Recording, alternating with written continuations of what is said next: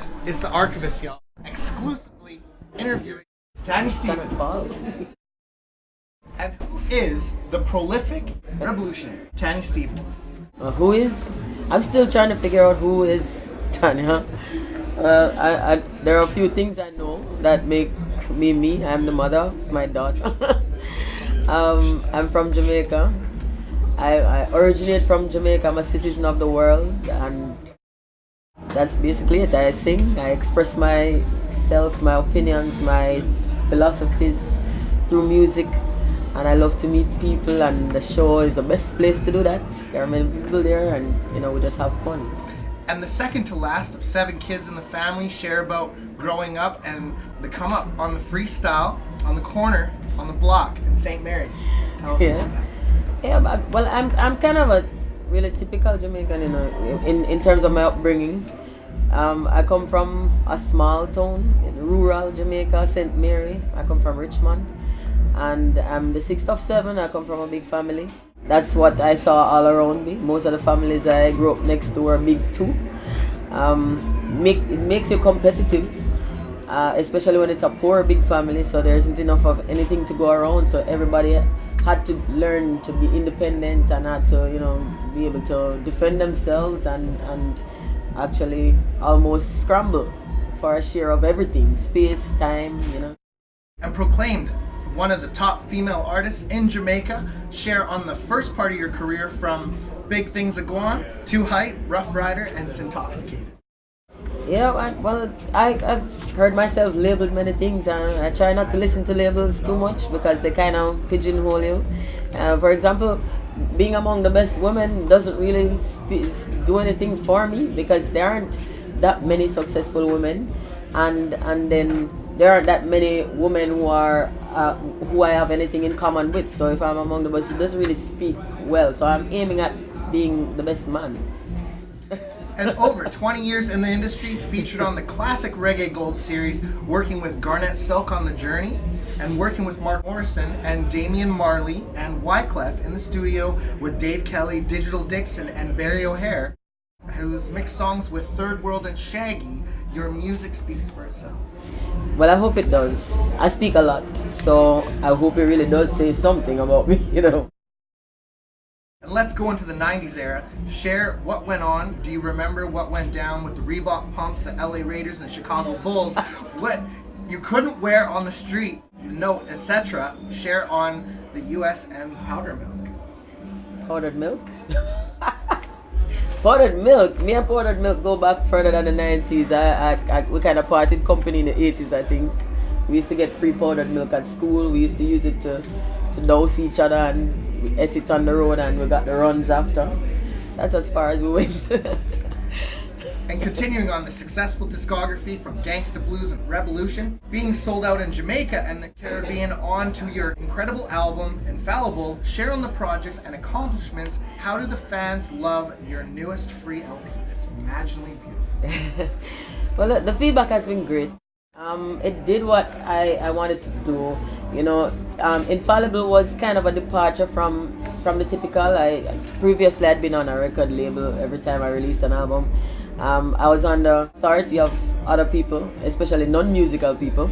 And on Infallible it was me, Also, we'd just been like settled in the financial downturn, the economic downturn that is, and so I thought it was a good gesture also to make this departure something that people could access even if they had no money. Because I really had a long run. I've been in the business for at least 2 decades, and much of it has been pretty successful. So it really doesn't hurt me to say thanks, and I really appreciate what I've been given, and I understand that there are many people who are trying every day to get into music who many of them will never get into music because just by sheer lack of luck perhaps. Many talented people too. So the fact that I'm in and I'm successful is something that I'm grateful for. So it was like, this is my album. It's not a mixtape. It's the album I would have sold if I was selling it. but I chose to make it available for free, and we had a lot of downloads. And share about your singles From These Streets to over 4 million views, It's a Pity, and Boomwalk, love it. A lot of people love them, and on the singles I just express basically what I feel or how I think, and I have a very real life. I've never departed from myself. I'm not schizophrenic. I don't have a stage personality.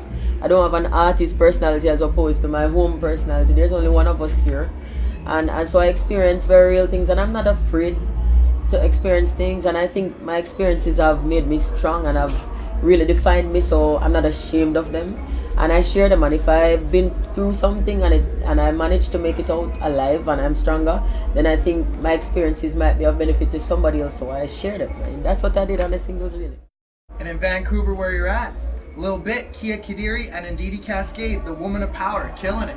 Your thoughts? Yeah, big up all the girls who are killing it, and just go out there as artists, and don't go there as no damn girl. We equal. Just go there as an artist and kill it just the same. And the best tour and largest crowd you've ever walked? The best tour, oh my God, that's hard to tell. I can't tell. I really don't judge shows by the size of the crowd, because if I'm someplace, if I'm playing in a small club and the rain falls and there's only 5 people, I'm going to give the same performance, because that's 5 people who came to have a show, and I don't think they're any less significant just because they're not accompanied by 1,000 other people. So my best show is any show that people turn up to see me, and I'm going to give them everything I have to give at the moment every single time. And the best reggae memory you've been part of or contributed to? Oh Lord, I don't know.